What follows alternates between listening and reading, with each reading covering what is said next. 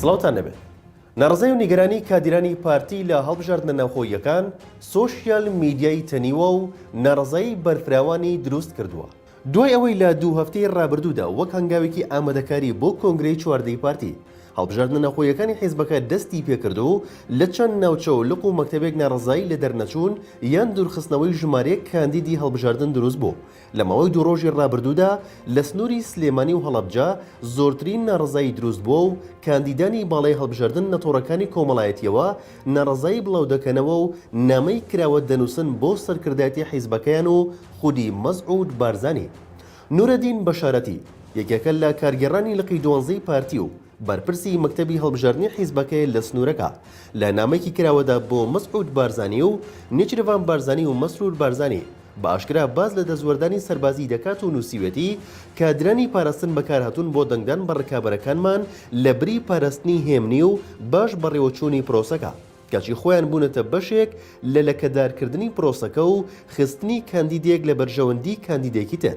حەمە ئەمین مەحمود باک یەکێکترە لە کارگێڕانی لقی 12ی پارتی و بەڕاشکاوی لە فەیسبووکی خۆیەوە ئاماژی بەوە کردووە دەزوەردانی تەواو هەبووە لە هەڵبژاردنەکاندا و هەر کاندیدێک بەدڵی ئاراستەیەک نەبوو بێت نەیان هێشتووە دەرچێت.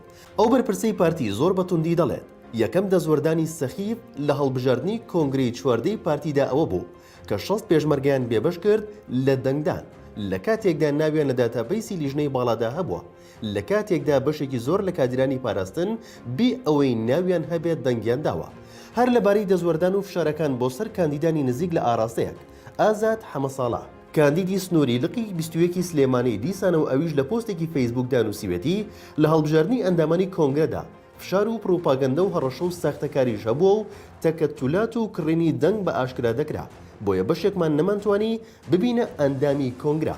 سەرچاوەکانی شاپریاز باز لەوە دەکەن زۆرینەی کاندیدانی نزیک لە نیچروان بارزانی ڕوبەڕووی فشار و دوورخستنەوە لە ململانێ و ئاستەنگ و زۆر کاتیش هەڕەشەی ڕاستەوخۆ دەبنەوە.